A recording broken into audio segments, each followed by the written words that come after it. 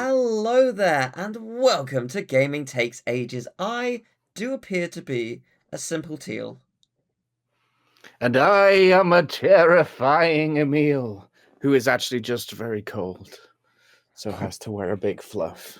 Oh, lovely. And we are joined by a wonderful Tomo. Hello. Hello. It's great to have you back. How are you doing? I'm good. How are you? Yeah, He's a good boy. I too am good. What have you been playing recently?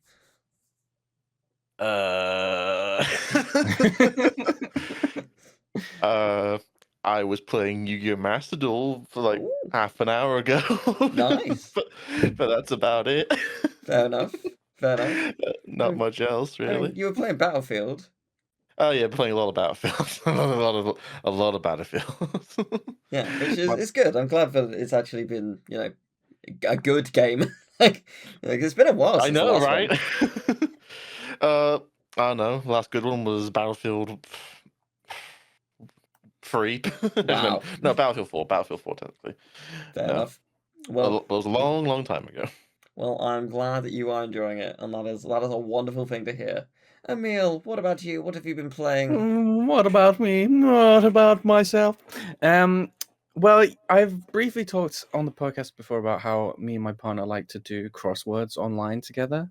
And we were doing an old crossword thing, and then they updated it, and you can't do it together anymore. So that was really annoying. And then eventually we found another one, which is like a crosswords that you can do on stream. Like if you're on a stream break and everyone in the chat can do this like crossword. But you can also just play it.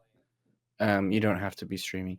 So we were playing that for a while, and now that's not working. We can't do that Ugh. now. So we have some kind of crossword related curse where all the crosswords we do stop working. So I wanted to rant about that for a little bit. I've also been playing a little bit more of Mr. Mr. Diggerman 2, or as it's known, probably in your country, Mr. Driller 2, which because I was playing that for a bit, and I was like, it's not really that challenging. Like I get pretty far and then I die, and that's what happens. So I was like, oh, maybe I'll try out the adventure mode, the story mode, and it's kind of the same thing, but with like slightly different backgrounds and a little bit of story in between. But I have discovered I'm not good at this game. I'm actually quite bad at this game. The single I played the easy one. I was able to beat that, and then I got onto the normal level, and I've not even got halfway through it. So turns out there's a lot more for me to do in Mr. Driller 2. I have been playing Yooka-Laylee. Woohoo! No. Yeah, No. it's quite good. Yes. Yeah, I'm enjoying it. It's nice to see, because It's nice to Yuka replay. yeah, I mean, it was fine when it launched. In fact, okay, it was a little bit broken when it launched. Then they did a patch, and it was better. And I had a great time with it after the initial patch. But this does add so much more and just streamlines things and fixes a bunch of the things that were a bit eh. So that's quite nice. It's been really fun to play. The only criticisms I have now is the first boss had really weird hit detection, so it just wasn't getting hit even though I was hitting it. And there are these things called pagey pieces, so you get 4 to get a full pagey. Pagey being the equivalent of like a star or whatever in Mario kind of thing. Yeah, they're really hard to find. They're really, really, really hard to find, and there are no clues in the game. So, Oh man. so it is very Even much like late in the game, you unlock something, and it's like, hey, you want to go back and. If there is, I haven't found it yet. I haven't finished Because if it. I was making a game, I would put that thing at the end of the game, Yeah. so you can go back. Yeah, no, I would. I've only not done the final level, so if it's in the final level, amazing. If it's not, then that's quite annoying. But it is what it is. But I'm having fun with it. It's been good. So yeah, I'm looking forward to finishing it, and just yeah, I'm just having a good time with it. It's nice to play a new wonderful 3D platformer. What a bloody good time! Yeah. Well, every week we like to present a little offering to the ancients. Who are the ancients? What do they want? Still don't know. So, We know what we don't want. yeah, They're one bad. day. They're bad dudes. We need to fix this Well, relationship we have with them. we'll Messed see. up, man. We'll see. Well, who wants to go first? I can go first. Go on. I'm nervous. I'm nervous around them now. I, like Martin Luther King, had a dream. Not like Martin Luther King though. I don't think so. Almost identical, but Okay. apart from the fact that I don't usually dream, but I did have a dream. It was a dream about a zombie invasion, but it was done differently. So the concept was if you were bitten, you wouldn't turn into a zombie specifically. You would transform into a disgusting mutant hybrid of a human and the next animal you saw. So the dream jumped around a lot, as dreams do. But I was in first person, like a first person perspective, and then I got bit. So the next step was to hide away, so I didn't see any animals. It didn't work. It doesn't work with humans. Like it's not like oh, just look at a human. Yeah, I'm human now. I transformed into myself. I'm fine. It should do though. Humans are animals. Technically, but it's a dream, and my brain wasn't thinking of that. No, instead, I secluded myself so I wouldn't see anything, and like I recall there being like a madhouse of people who were hiding away in the hopes of not seeing any animals, but were also going mad because they had secluded themselves and there weren't food and stuff. So it was weird. I don't know. But then it shifted into third person out of nowhere, and it turns out like the person who I was looking at wasn't me. Like so I was moving as a person, but it wasn't my face or whatever. It was instead the villagers from Medieval, like PS1 polygon, weird, disgusting looking, like horrible PS1 people.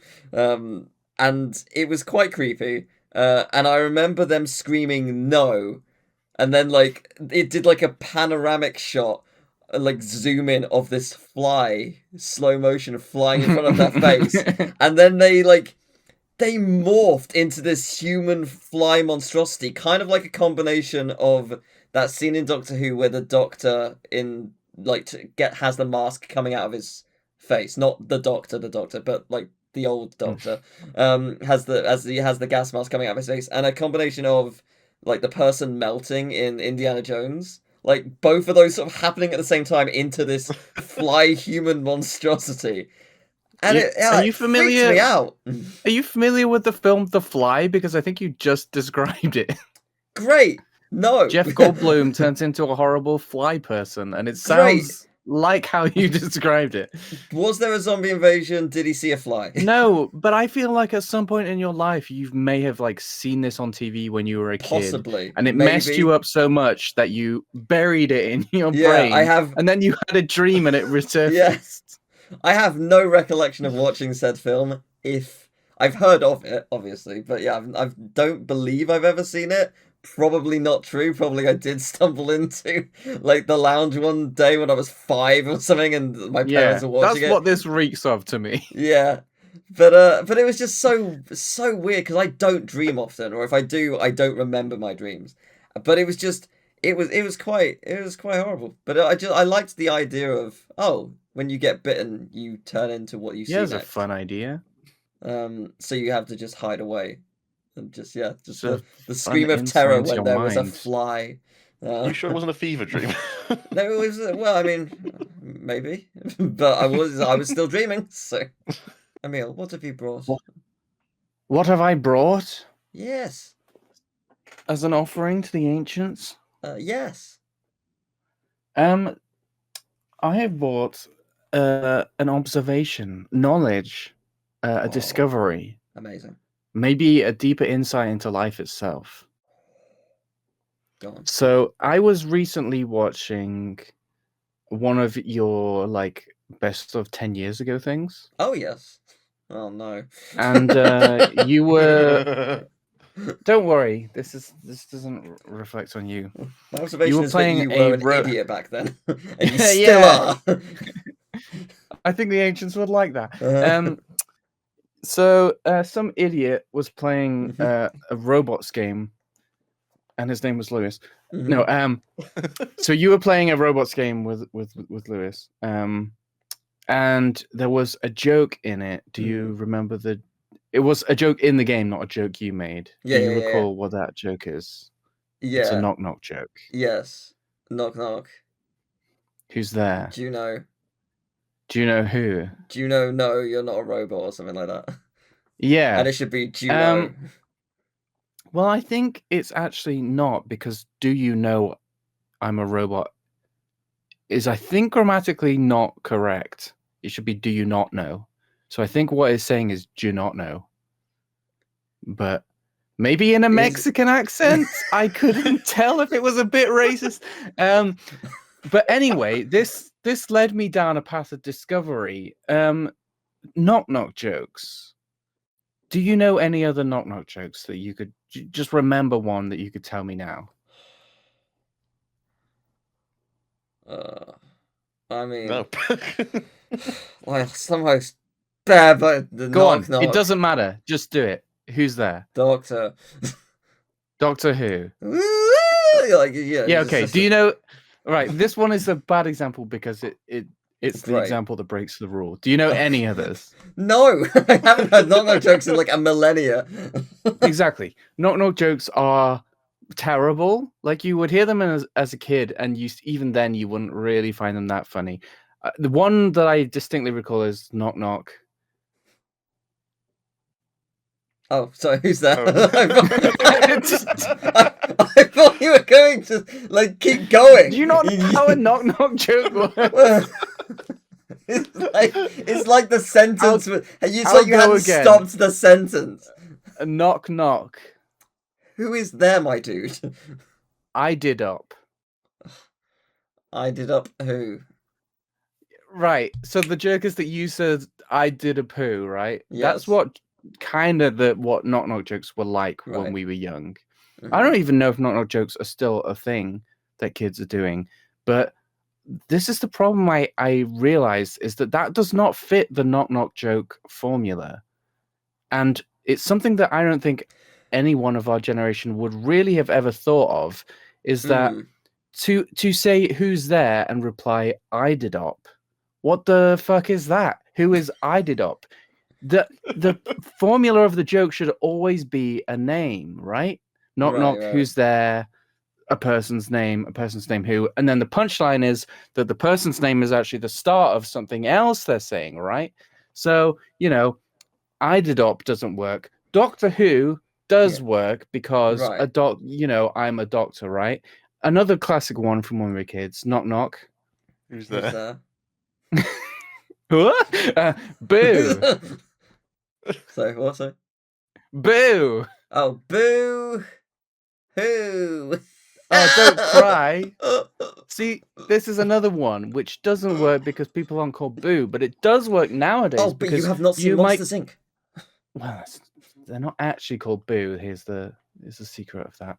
I think they're called Rebecca or something. I can't remember. It is revealed somewhere in that movie. But nowadays, you do call people Boo. You call your boyfriend Boo. So yes. it didn't work at the time, but now it does work.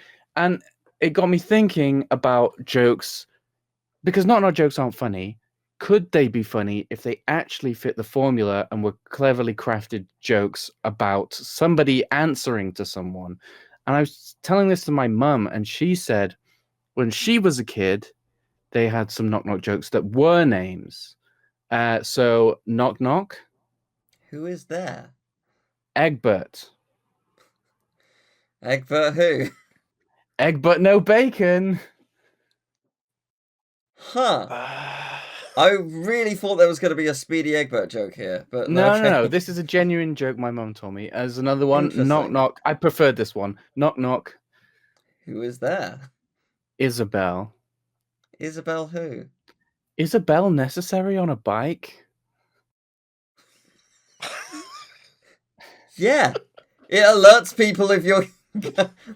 So I have problems with these jokes as well, because to be the true formula of the knock knock joke, it should be something someone is actually saying at a door.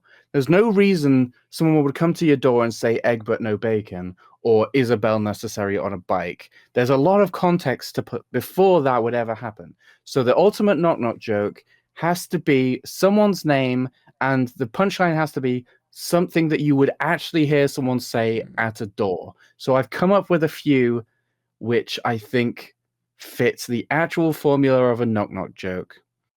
Are you ready for my official, legitimate knock knock jokes? Yes, I believe so. Okay. Knock knock. Who's there? Terry. Terry who? Pterodactyls are swarming the sky. Let me in, for God's sake. There you go. Something someone would say at a door. I've got another one. Knock knock. Who's there? Arnold. Arnold who? Arnold, people forgetful. It's me, your grandson. Oh, shit. I knocked the mic because I was so excited. I've got another one. Knock knock. Is that the one you're most proud of by any chance? They're all good. They're knock knock. Who's there? Rosa. Rosa who? Rosa, people are waiting to come in. It's Black I Friday. got one more for you. Knock knock. Who's there? Theodore. Theodore who? The adoring fans of Teal Game Master. They're all waiting to see you. There's no one there. It's a prank. So- They've already left. Oh. These jokes, they fit the formula. They've got their name, and the punchline is that they're related to being at a door. Now, are they funny? No, but they are Disagree. better crafted jokes. And I think somewhere out there is a genuinely funny, well crafted to the formula knock knock joke. And this is my call to action. Someone out there is going to find it, and it's going to make people laugh. And they'll be like, I can't believe I just laughed at a knock knock joke. I just did. At 2 and 3. You know, no, like a proper laugh. Like, you know, when you hear any joke, you laugh a bit because it's bad. But somewhere out there. Are you saying my entire career is based on being bad at my job? How dare you? Yes. Great. Fantastic. Well, that was... Honestly, it was pretty good. They were good jokes. I never really considered any of that.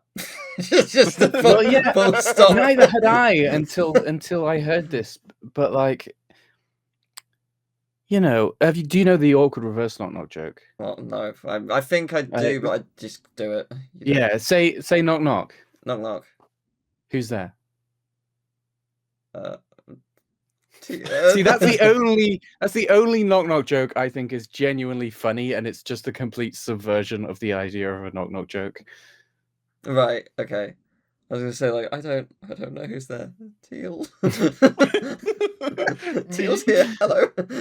Is it me? I think for a genuinely funny knock knock joke to happen, people have to not know that a knock knock joke is happening. So like you could fit it into the script of like a sitcom or something where someone is just knocking on a door and the other person's like, who's there?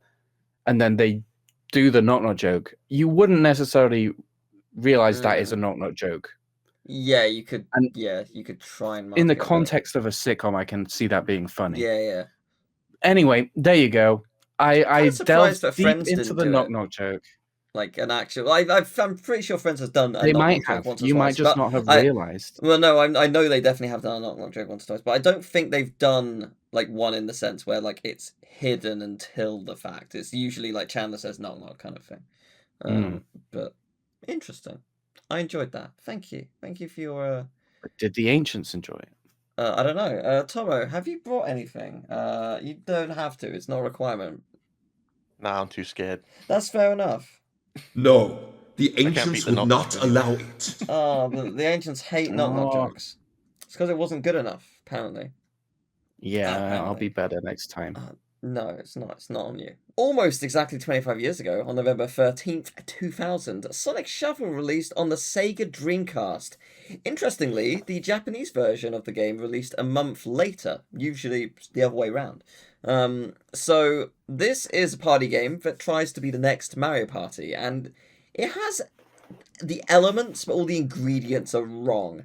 And that is surprising, because Sega contracted Hudson Soft, the developers of Mario Party, to work on this game.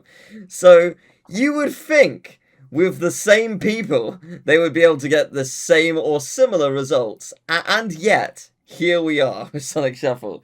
So, Sonic Shuffle is another game we played for Party Hard, and it was not Badly. fun. Which technically makes this the first game we're covering that I have properly played. Yes, I guess so. The game is funny And at times. I even own the game. You do. You do. I Here's did buy the that for sound you, of right? me opening it. You sure did. What a great friend you are. Yeah, I'm Here it the is. best. Yep. Snaps it. I mean, justified. Yeah, like the thing is, it's funny at times as a game, but it is not a good game. So instead of Not rolling really a dice, game. you pick cards. You've got like a row of 1 to 6. And you have like a little screen on your controller so you can see what your cards are. But you've also got the rows of the other players underneath, and they've got their cards 1 to 6. Actually, there's 1 to 6, and there's also I think there was a 0, and that is like that does, I can't remember what that does. But anyway, so you can pick the cards of your opponents if you want. But it's a lottery. You don't actually know what they are. They are hidden from you.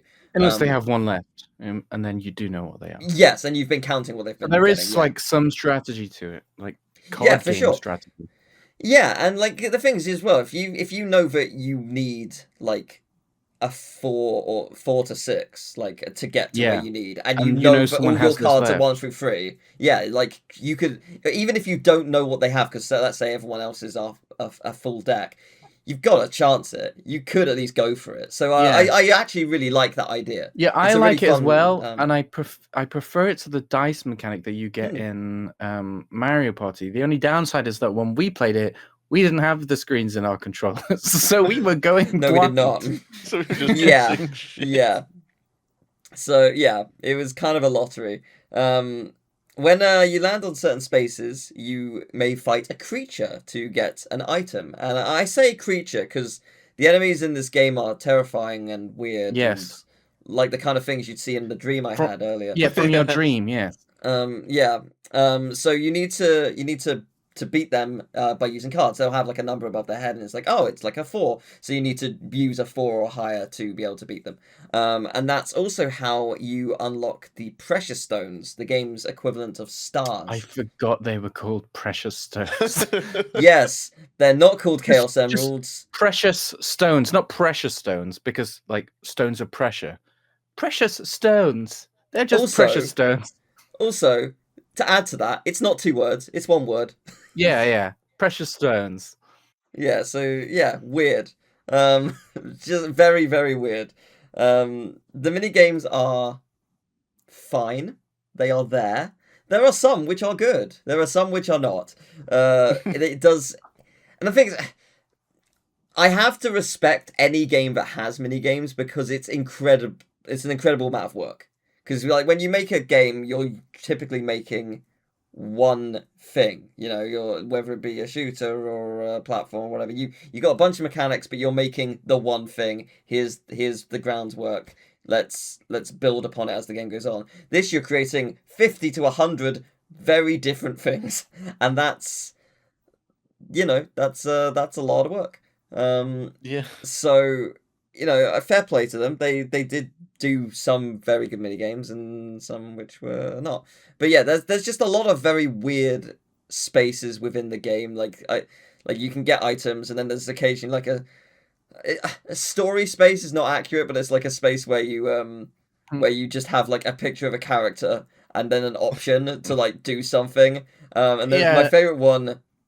My favorite one's in a church, and it was you, Emil, you were Amy at the time, and you just like pick. I think I can't remember what the actual option was. It was like pick 1 to 3, so you pick 2, and then it has like it reveals Robotnik in a priest outfit, and it says the strange priest took your rings. And you lose 20 rings. I just remember once being like, "When is the time?" And it's like, "The time is soon. The time is now," and it's like, "What? What does this mean?" Nothing is explained. So, Tomo, how did you get to play this game? Well, funny thing, it was a nice day, and I was just finishing doing my stuff, and I just get out of the shower, and then and as soon as I sit at my desk, I get a message, "Hey, do you want to play Sonic Shuffle?" I was like, "Yeah." I was like, "Sure. Just give me 5 minutes, and I'll be there." I was like, "What's Sonic Shuffle?" I was like, "Oh, it's hell." Yeah. I feel like we did discuss at one point not even saying what it was. Yeah. Well, we hadn't intended to bring you in for it. No. Like at first, it was just going to be me and Teal for the whole series. Yeah. But like, it was so hard and painful that we needed somebody else to share in our pain. You need someone to drag you. Well, drag so you down with. it's interesting. So like the first board was fine because we were just enjoying the hilarity of it. The second board is like this robotic bird thing, and we just got confused in how to traverse it, and it was a big deal and a big problem. The third board was like this jungle, and like it just screwed us over constantly, back to back to back to back. And the fourth board was this train. And I actually like the train. However, it did break me a little bit. So basically, like to get to like a part of the train to get a precious stone, you need to specifically, you have to roll the exact amount to land on this bit to get to the end of the train. And I used 3 dice, not knowing I had to get exactly it, because I was like, right, okay, or free cards. You could pick 3 cards. I was like, okay, this is gonna increase my odds. So let's go. This will get me there. And I rolled. I picked an amazing like 16. I was like, oh my god, this is huge. Like this is gonna get me there. So I get like I'm just like okay 8, and then it's like oh I need to land exactly. Oh my god. So then I move back. Because it goes in a box because it's a carriage of the train, and it turns out going around the box and going to it lands exactly there. However, in the middle of the carriage, you pass by a spot, and it is a 50-50 shot of you going forward and going back, and it's not like you have to stop a card or a dice or whatever. No, it's totally random, out of your control, and even though I had perfectly lucked my way into this perfect position, it sent me back. I was like, no! So yeah, that was, yeah, we had been slowly but surely broken over the course of these many boards. And then I wanted to break someone else. And then we were just like, oh, this would be fun. It's like, oh, it'd be fun if we torture one of our other friends. Yeah. We care about him deeply. Let's ruin his life. Why not? It's fun. At least Mario Party was fun. This was hell. Are you sure? Are you sure you had fun with Mario Party? Also, to be fair, you actually you kind of lucked out, or like you had an okay-ish experience. You didn't win, but you like immediately got a precious stone. I was just like, no, this is bullshit. Yeah, we spent hours. I was really angry when I did that. Me and Teal had actually just been really bad at the game the whole time, and the game was just fine, and it was just us. So like at first I was like so worried, and then I was like over the course of it, I was like, okay, that's such a relief that Tomo is having just as bad a time as we have. Yeah, but it was for a second, no. I don't think have fun. The most I don't know what the most is I've ever laughed in my life, because it's impossible. There's so many moments I don't know what it actually is. But one of the most, without a doubt, is when we brought David into it. Because I feel like we picked a longer game, like maybe all the precious stones, just to do. Was it the one with the water? Yes, the first board. Yes. Yeah. So we had got. I think at that point we had gotten all 6 out of 7 precious stones. Again, not Chaos Emeralds, because why would they use lore? So it was you, Emil. You were really close to the final pressure stone. And by the way, the game only ends when you get all the pressure stones, however many you allocate. So we're in it until we get them all. And you were like 4 spaces away. And for this pressure stone, by the way, you didn't have to land on the exact spot. You just need to pass it. You had the cards for it. So yeah, but you happened to unfortunately land at a spot before that, which was Robotnik, which basically spins a wheel and then whatever it lands on, it punishes you. And I'd like to remind you, we're 4 spaces away. It warped you to the very opposite end of the board where we had entirely secluded that spot from because we had like flooded parts of the board. Yeah. And it took us over 45 minutes to get back there. Because the second it happened, like you were next to me and David, and I just couldn't breathe.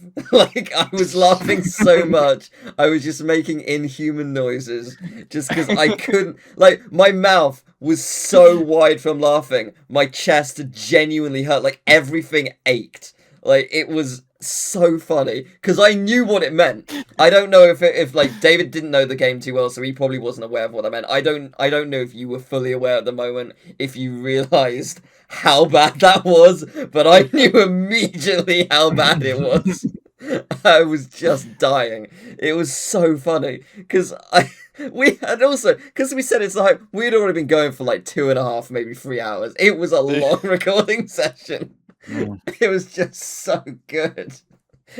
I love it. Oh my god. Party Hard was so fun. We gotta get back to it. We do. So the people gave it a 7.1 on Metacritic. So people, like, some people generally like it. You know, I think some people probably like it ironically. Some people do like it because they grew up with it and whatnot. But you know, it's got 7.1. The reviews, however, 54. It's a little lower. That's a bit generous. Yeah. Sega X gave it a 67. Hello, my name's John, and I'm a disappointed gamer. Poor John. Then that is, by the way, that is an official review. Like, that's not a personal review, that's an official review. The lowest official score is a 25 by Core Magazine. Load times and boring minigames will have this one appearing in the used game bin faster than you can say, ugh. It's my duty as a human being to warn all against even thinking about buying this game. Jesus. Humanity depends on it. It's damning. It's a cruel and it's very game. interesting that Sega has not tried to do it again since. It's actually surprising though, because what's the Black Knight one? Is that a party game?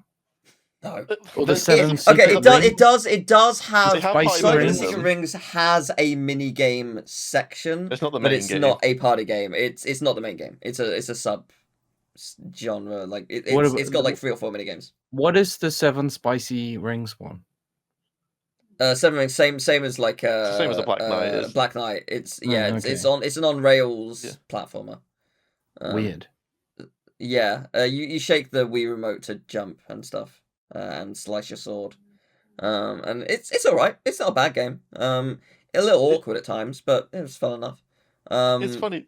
It's funny though because Sega has done this with a few different genres with Sonic. Because it's like Sonic the Fighters. I don't know if you played Sonic the Fighters. Yeah. That's still the only real time they've done a Sonic fighting game. Yeah. You think? Well, there's also Sonic Battle. But you're right. There is Battle on GBA. Yeah, but it's a different type of fighting game. Yeah, but it's like a proper 2D fighter. Yeah.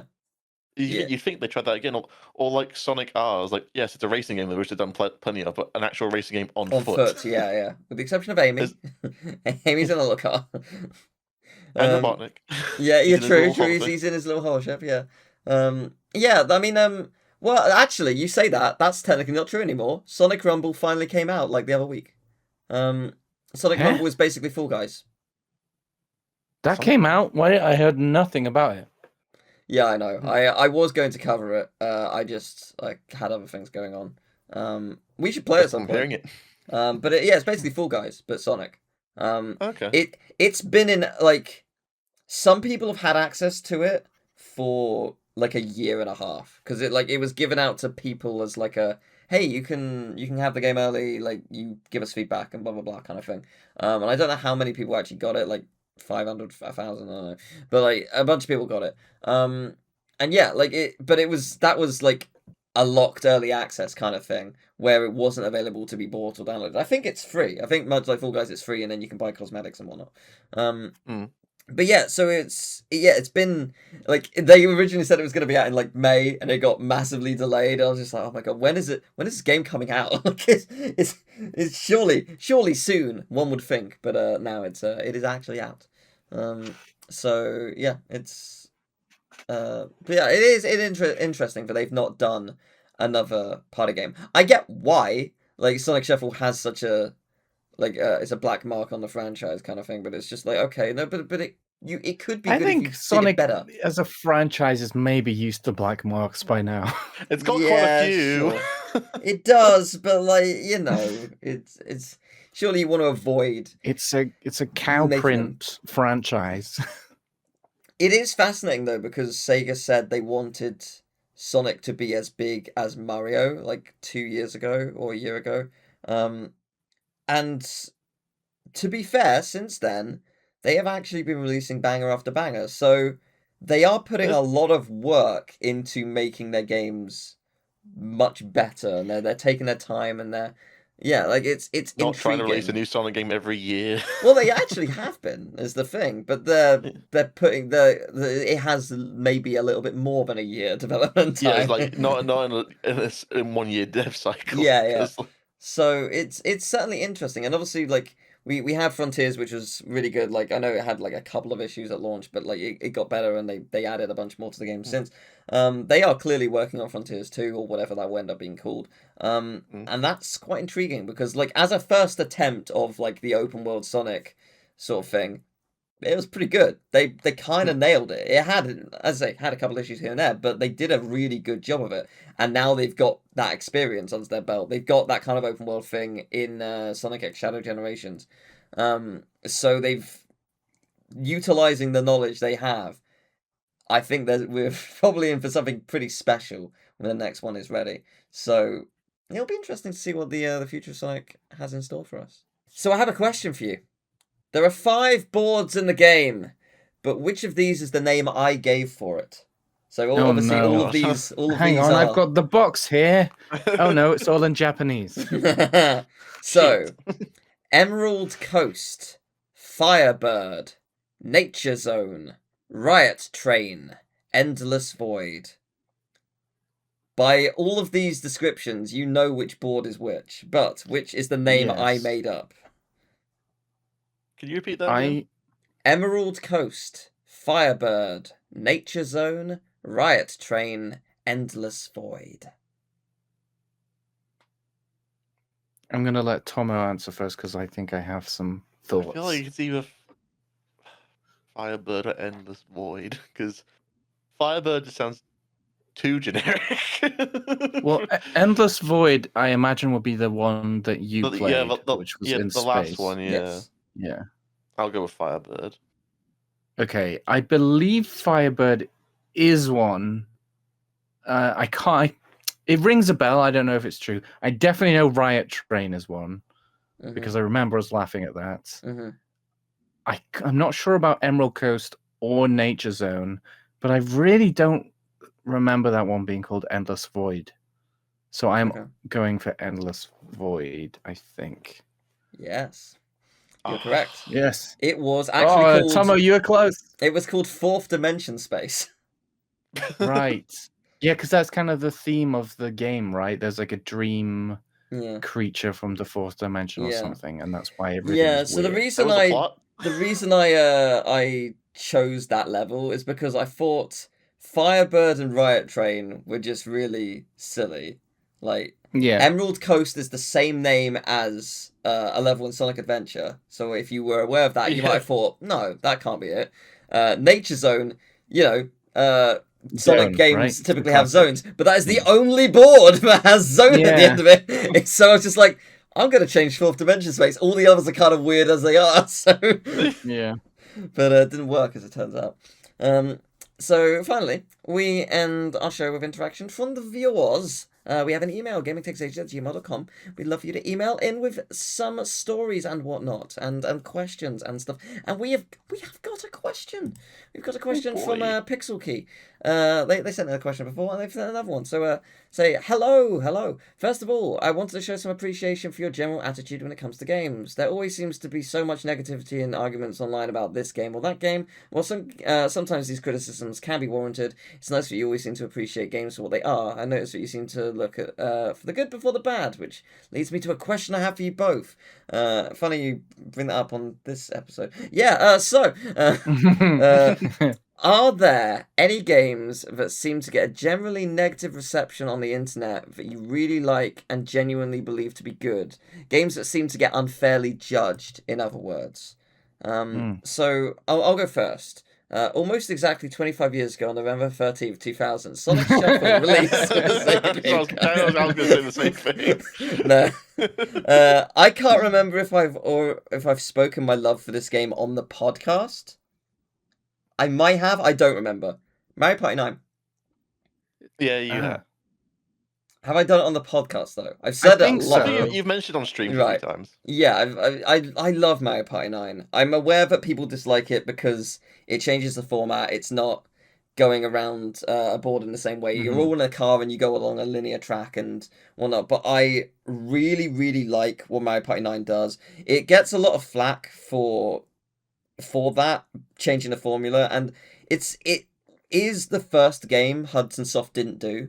Like it was, I think ND Cube is the name of the developers. It was their first try at Mario Party, and they nail it. Like, yes, it is a different type of game, but it's so much fun, and you have to give them credit where it's due for how impressive the boards are, because when you look at the normal Mario Party board, it is, like a 8x8 grid, for example, and it's a box, and what you see in that box is what you get. Like it's that's the area. But this is along a huge track of this massive area. It's a big level. I know it's not all loaded in one go, because of course it's not, but it's still a huge level that you are traversing along, and that would have taken a long time to develop, just because you've created this massive world for each area. But I particularly love speedrunning it because there is a deceptive amount of strategy that comes from doing your utmost to avoid making minigames show up. And minigames are typically the fun part of the game, and minigames genuinely are some of the best in the franchise in Mario Party 9. Same with the music, some of the best music in the franchise. But what I think is really fun about it is, like, if you land on certain spaces, a minigame won't show up. It might waste a little bit of your time in giving you a thing, but a minigame won't show up, which means you're not wasting 30 to 60 or more seconds. So, like, the strategy in trying to go down certain routes, in trying to use certain dice, because you can use dice that make you land on certain places or give you better odds or whatever. So, like, utilizing that strategy is really, really fun. At least for me. Like, I don't know what it is about statistics, I just really like that kind of thing. And there was a time when I was speedrunning it frequently, I knew every single space in every board, and I knew whatever I rolled, I knew exactly where I would land. I had it all mapped out in my head. And it was just really fun to be like, okay, here are the odds of this, here are the odds of that. The odds are better here, let's do this thing. Like, and that kind of thing just pleases me greatly. One of my favorite boards is the third one, because it's hell, but there's a thing where it's hell. They're basically it's a booze horror board kind of thing, and if you pass paintings with booze on it, the enemy, not the alcohol, and if once you go past, they step out of the painting, and for whatever, they will then move 3 every single turn.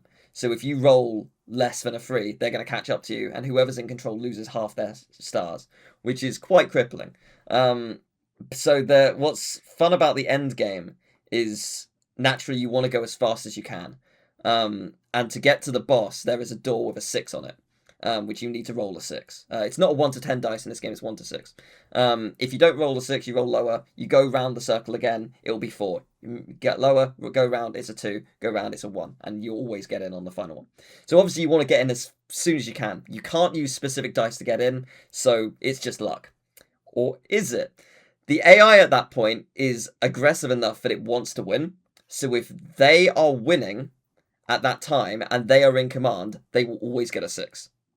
So I worked that out. So you want to be behind, but not by much, because the person who actually goes through that door and gets to the boss gets bonus stars just from being the one who reaches the boss. So like you're already behind and you're going to lose more stars just inherently because of that. So there's a huge risk reward for doing it, and I love that kind of stuff. It tickles my brain.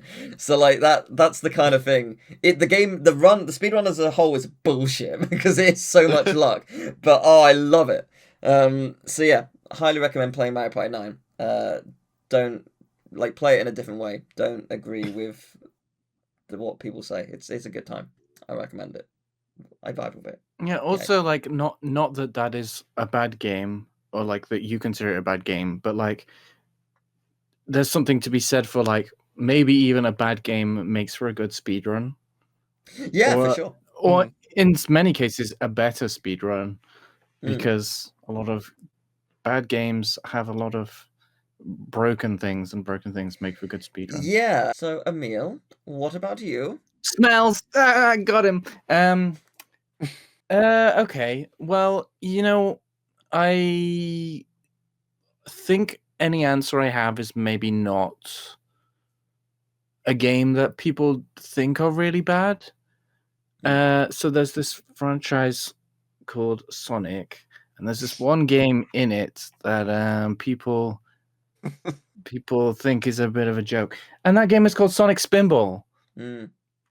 I didn't even realize this for a long time. So I was introduced to Sonic Spinball from the Sonic Mega Collection, and the regular Sonic games, I usually only get about like 2 or 3 levels in, and then sort of lose interest.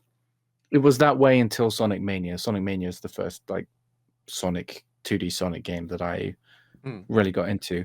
But Sonic Spinball, I found very fun, and I would play it. My cousin would come around, and we would like spend the whole day and play through the whole thing.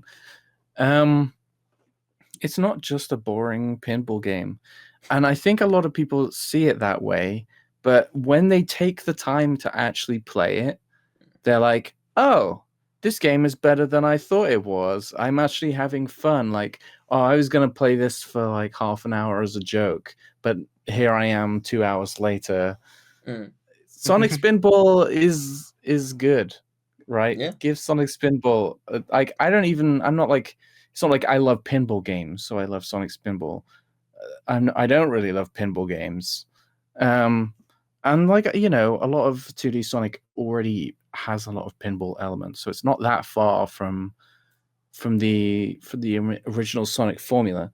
So that was one that came to mind. Another one comes to mind, but I'm not sure if we're allowed to talk about it on this podcast because of the pesky ancients. But that game is Crash Bash. Where's my sound effect? No, let me talk. So Crash Bash, it's wild to me that people consider that game bad. Like, yes, it has problems, and like, especially if you're going for the whole thing, it's hell and it's awful. Well, we'll get to that one day. Yeah, but I think the problem is too many people compare it to Mario Party, and it's nothing like Mario Party. The only similarity is that they have mini games, but even then, Crash Bash's mini games are not even like a similar thing to Mario Party's mini games. Crash Bash's mini games are more similar to Crash's levels. Yeah. Like in the Crash Bandicoot games, you have level themes and you revisit them multiple times. Like, you have like snow levels or Arabian levels and so on. It's not just one. Whereas Mario as a franchise, generally, I mean, they do have level themes, obviously, that they revisit, but the Mario level formula is that each level is a different thing. Like it introduces a new mechanic, and that mechanic might come back, but the focus of that level might be something else. So it makes sense for Mario Party to have a bunch of different mini games that are all new things, whereas it makes sense for a Crash Party game to have reoccurring themes. So that's why you have different variations of the same minigame 4 times. And, they do mix things up each time in a way that is interesting, I think. None of those minigames in Crash Bash, I think, oh, I'll play a pogo level, doesn't matter which one I play. It does matter. They're all very different. And it's the same for every minigame. And I think Crash Bash has always been unfairly compared to Mario Party. Yeah. So, yes, there you go. I said it. Also, one more thing. All right, there, Uncle. Something I didn't realize is that Naughty Dog sees Jack X as a joke. Because there's a joke about it in The Last of Us where I think they're in like a game shop or something. Or there's like an arcade cabinet of Jack X or something. And they're saying like comparing, like, they're saying like they decided to combine vehicles with guns. What a stupid idea or something. And that was like the first time I've ever heard like someone not liking Jack X. Yeah. I think Jack X is great. Is a great fun. racing game. Yeah, it's but I very guess Naughty aggressive. Dog doesn't think of it that way. Tomo, what about you? So nearly a decade ago, Sonic 06 came out. No. This is actually a game that's very personal to me. It's from one of my favorite franchises. Not because most people say this game is bad. It's just most people say it's the worst in the franchise, basically. Okay. And that's Sly 4. Ah, yes. Yes, yeah, I think some people do hate it. Yeah, a lot of people in the community, and also some people just think it's the worst Sly game ever. And I personally think it's actually the best one in the series. Yeah, I think I'm kind of inclined to agree. Actually, I really enjoyed playing it. Because I think it has some of the best gameplay mechanics. I think it has some of the best moments, and it's actually some genuinely quite funny moments. Yeah, I think like for me personally, I'm mildly biased because I'm connected to it through Let's Playing it over the last like 5 years, or like within the last like 5 to 7 years, all of them. And I did a bunch of the third, maybe it was, did I do some of the second with you? And certainly the third and fourth. But like we had some really funny moments in Thieves in Time. Oh my god, we had some like actual YouTube gold, like unbelievably funny. So I'm mildly biased in the respect that I remember the really funny bits. And that's like the warmth of that is like powering up like the warmth of the game, but also like I do agree. Like it does so many really fun things. Like the level design and the worlds themselves are fantastic. It's really fun to explore. I agree.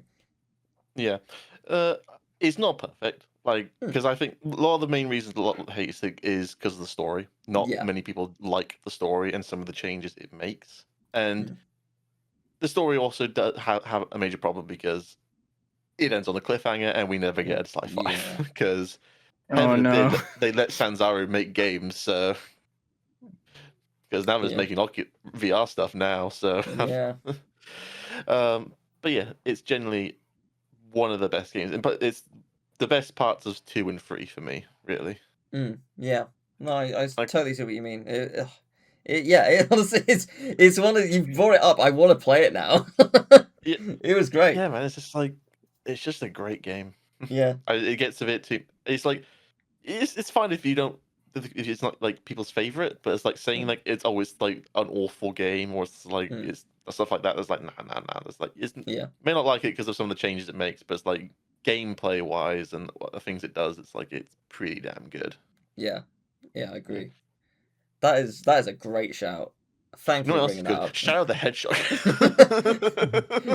Shadow is good.